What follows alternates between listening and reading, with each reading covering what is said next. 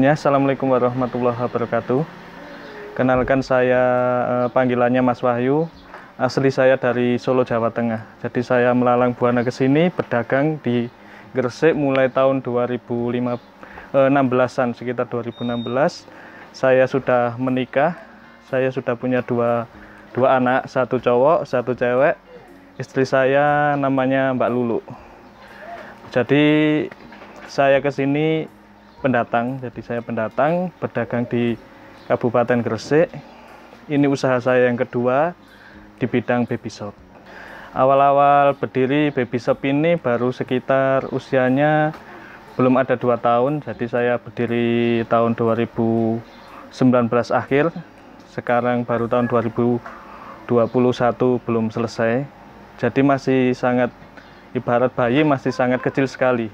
Jadi belum ada 2 tahun, ibarat bayi mungkin baru bisa berjalan tapi belum lancar. Begitu dengan usaha saya, memang sudah berjalan tapi belum begitu lancar, tapi nggak apa-apa karena memang semua itu butuh proses. Kenapa kok saya menamakan Larissa Baby Mart? Larissa, kalau orang Indonesia atau Jawa bahkan Laris sudah paham ya. Untuk baby jelas bayi, Mart kan kita sudah umum, jadi minimarketnya untuk bayi lah kita saat itu. Awal banget saya nyebut Larissa Baby Mart itu kebetulan nadar saat itu. Saya tidak pernah punya, saya belum jualan pampers itu. Saya hanya gini bilang ke istri, andai kata aku punya toko baby shop, aku mau menamakan dengan Larissa Baby Mart. Jadi Larissa Baby Mart. Baby Mart itu di Gresik hanya ada di sini. Jadi yang lainnya baby shop dan lain sebagainya. Kita punya nama Baby Mart. Inspirasinya di Kota Solo ada nama toko baby shop namanya Baby Mart, BEBI. Kalau saya BABY Mart, Laris. Dan itu toko itu cabangnya ada di mana-mana, di berbagai kabupaten di Solo Raya, ada di Karanganyar, Solo Kota, Boyolali dan lain sebagainya. Dan itu cita-cita saya. Saya barangkali memakai nama itu, saya tambahi Laris, saya bisa lebih seperti itu. Walaupun memang saya menapakinya benar dari nol dulu. Kalau mereka mungkin sudah besar, tinggal kalau mau buka tinggal buka lah istilahnya. Kalau saya dari nol dulu, tapi itu menjadi inspirasi saya. Menjadi inspirasi saya di Kabupaten Gresik bagian barat ini, yang pertama kali main baby shop real, penuh jualan baby shop, penuh perlengkapan bayi baru saya. Karena kan memang sebelumnya saya sudah keliling. Saat kebutuhan bayi itu ternyata belum ada, ya cita-cita saya ke depan pengen seperti Baby Mart tadi, yang saya jadikan inspirasi saya tadi, pengen punya cabang di beberapa tempat, entah tahun berapa, yang penting itu yang saya cita-citakan dulu. Saya lulus dari SMK itu tahun 2010-an, sekitar tahun 2010-an, kemudian saat itu saya belum menerima ijazah pun saya sudah langsung terjun di dunia marketing. Jadi sudah terbiasa dengan dunia sales, dunia marketing, dunia penjualan, dan sudah melalang buana di berbagai kabupaten, berbagai provinsi, baik di Jawa Tengah, Jawa Timur. Awalnya banget dulu saya usaha pertama kali itu counter HP, Mas. Jadi menjual aksesoris HP, paket data dan lain sebagainya. Itu counter itu berdiri tahun 2016 akhir, dan saat itu posisi saya belum menikah. Jadi saya mendirikan usaha di ujung Pangkah ini. Saya posisi di Solo, istri saya di Panceng, dan kita berkomitmen memulai usaha, kemudian membuat counter itu karena memang latar basic istri saya adalah sebelumnya kuliah sambil kerja di counter. Jadi ilmu yang didapat diaplikasikan dengan modal seminim mungkin. Saat itu 2016 baru lulus, langsung buat counter, lulus kuliah buat counter. Saya masih posisi sebagai marketing, masih posisi sebagai sales. Saya mungkin sebelumnya sudah mengalami kegagalan dan frustasi. Saya pas SMK dulu, namanya juga dari keluarga yang biasa-biasa, bercita-cita mengangkat ekonomi keluarga atau mungkin strata keluarga menjadi agak lebih tinggi, yang sebelumnya hanya orang biasa-biasa. Dengan lulus SMK pengennya langsung naik tinggi lah istilahnya, lebih strata ekonominya lebih baik dibanding sebelumnya. Ternyata saya saat itu malah justru jiwa muda saya yang menggebu-gebu itu membuat saya gagal. Saya dulu mendaftar bekerja di Korea menjadi TKI, berbagai tes sekolah sudah saya lalui, dan mungkin habis lumayan biayanya saat itu, tapi justru saya malah kena tipu saat itu.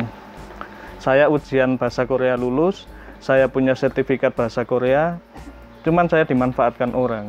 Jadi uang saya yang sudah masuk untuk beli tiket pesawat, mendaftar visa dan lain sebagainya, saya malah ditipu orang. Saat itu tidak tahu kenapa, sampai waktu yang saya tunggu itu panggilan berangkat saya nggak keluar.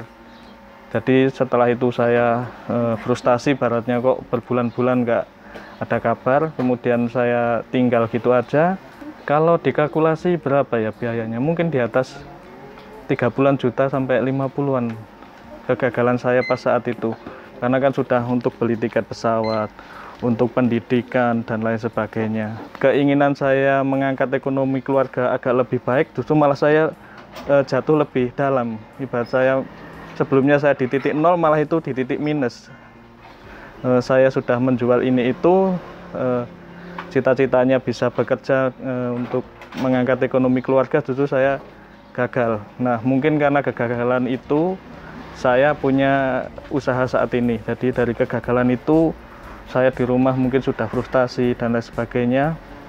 Saya merantau saat itu, tidak langsung kok bisa mengangkat moral saya di sana.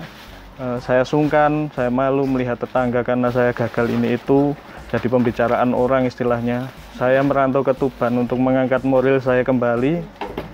Saya sama bekerja sebagai marketing juga. Sebagai marketing, kemudian saya ketemu istri saya saat itu dan mengobrol bisnis. Ibaratnya saya nggak mau sih bekerja kok terus-menerus di jalanan sebagai marketing. Kunjungan dari toko satu ke toko yang lain, menghasilkan rupiah untuk perusahaan saya, sedang saya berkeringat kepanasan. Dan apa sih yang membuat usaha saya pahit manisnya itu, awal usahanya itu faktor modal sih Mas ya. Saya dan istri saya tidak ada latar belakang keluarga ekonomi yang bagus, tidak ada latar belakang sebagai pedagang ataupun pebisnis. Benar-benar kita itu orang ibarat kata dalam bisnis itu benar-benar nol. Nggak ada latar belakang keluarga yang bisa kita ajak sharing tentang berdagang. Hanya ilmu-ilmu otodidak yang kita dapat dari mungkin pengalaman kerja, mungkin cerita orang lain untuk memotivasi kita.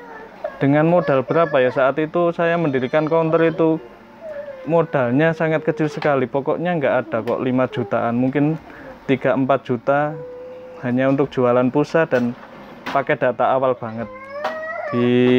Di usaha saya yang pertama itu gagal tahun 2016.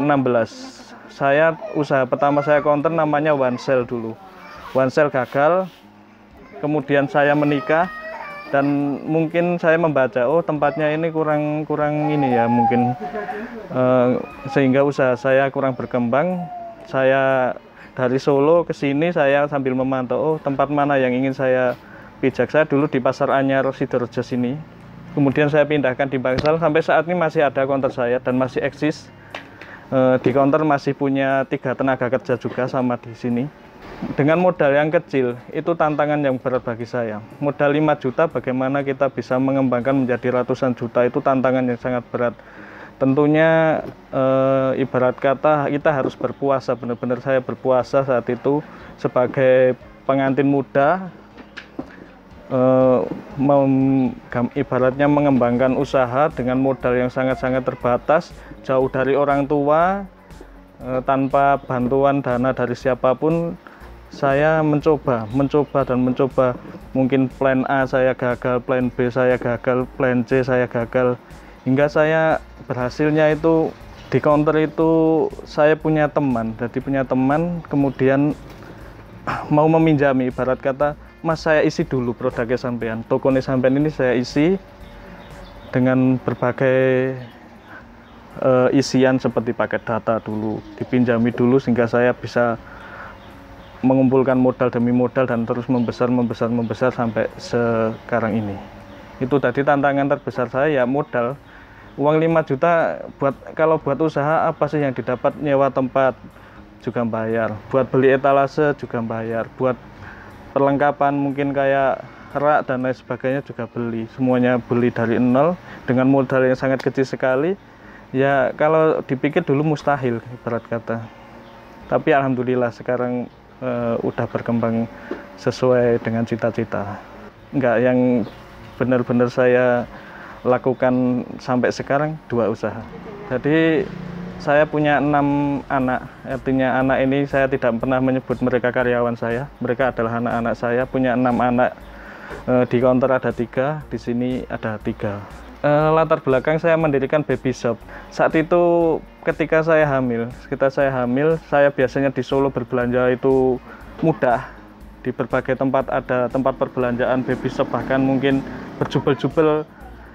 Tinggal kita memilih mau yang kayak gimana, yang standar kayak gimana, high class, medium class, low class, ada semua. Tapi saya pas ke sini, istri saya hamil, saya mencari baby shop itu sangat sulit sekali. Saya ingin kebutuhan ini, ke itu, bahkan di satu tempat nggak mendapatkan, ke tempat lain nggak mendapatkan. Itu mencetuskan ide saya, oh iya ya, di sini tuh memang belum ada satu tempat yang khusus menjual perlengkapan bayi, dari bayi lahir sampai kebutuhan sehari-hari setelah bayi lahir, bahkan untuk kebutuhan ibunya pasca melahirkan itu belum ada. Nah, kemudian itu saya tercetus ide, mulai dari ini dulu, jualan dari gampangnya pintu ke pintu lah. Kita COD-an, awal sekali itu jualan pampers tok, nggak ada yang lain-lain, hanya jualan pampers.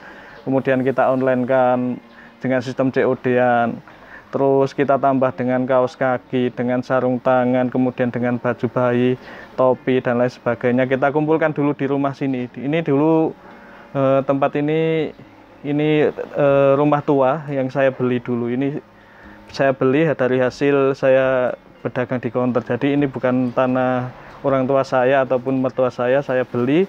Kemudian saya buat nyimpan pampers karena memang dulu tempatnya masih belum bisa saya bangun, masih tua banget lah untuk nyimpan pampers ya, kayak kaos tangan kayak gitu-gitu. Saya online kan dari satu orang ke satu orang, saya COD-an tiap sore selepas saya dagang di counter. Lama-lama di rumah penuh, saya kemudian melihat-lihat kok ada kios nganggur di samping counter. Siapa tahu dengan saya membuka counter, saya nggak perlu COD-an lagi, bahkan bisa mendatangkan orang walaupun tempatnya kecil. Jadi pas pertama saya buka baby shop itu, saya nggak jualan susu dulu, saya nggak jualan stroller, saya nggak jualan sepeda, hanya murni jualan sabun dulu, pampers, kemudian baju bayi, sarung tangan, topi, ya gitu-gitu aja yang benar-benar dibutuhkan bayi dulu saat itu. Lama-kelamaan tempatnya penuh. Ya terus kita bangun di tempat yang baru ini. Jadi tempat yang baru ini baru saya pakai belum ada 1 tahun. Kalau bulanan ini kita bicarakan 2 situasi ya, situasi pandemi dan situasi normal.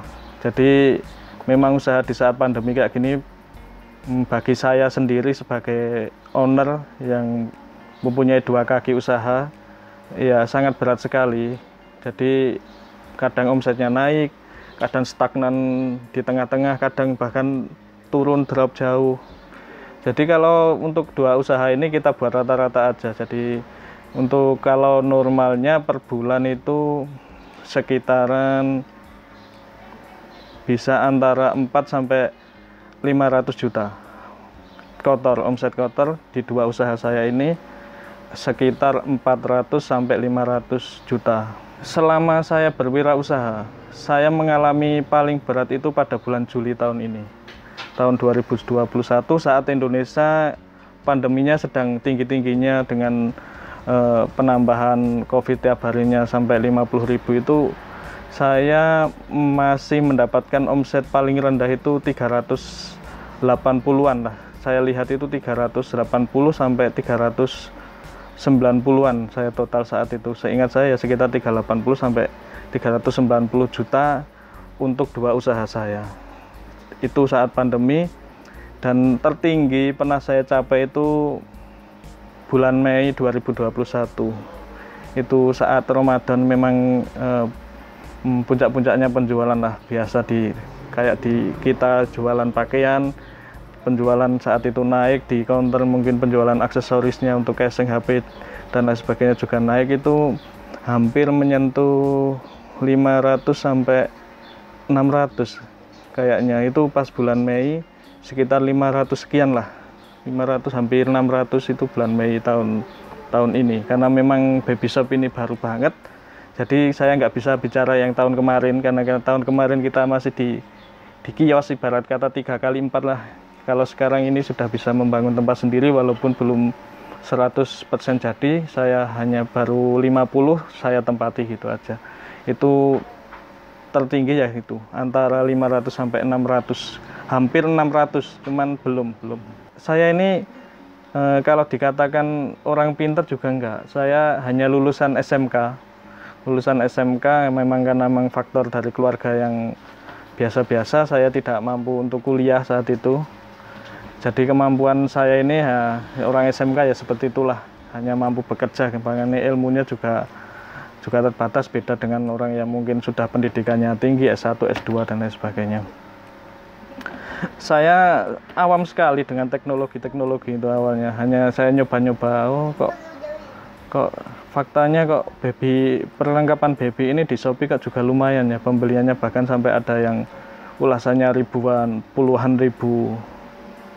Dan di toko saat itu saya baru terjun di Shopee ini bulan Juli saat PPKM itu, dan omset di toko benar-benar turun sekali.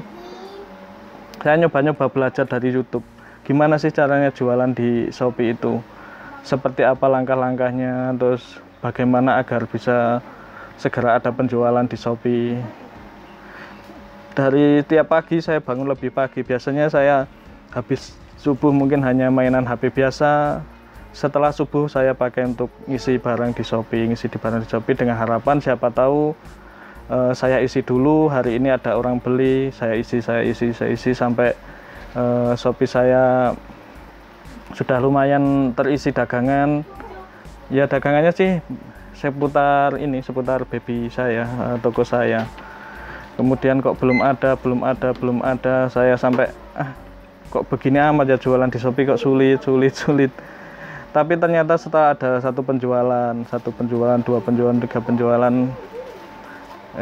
ternyata mudah jualan di Shopee itu, hanya yang penting sabar gitu aja.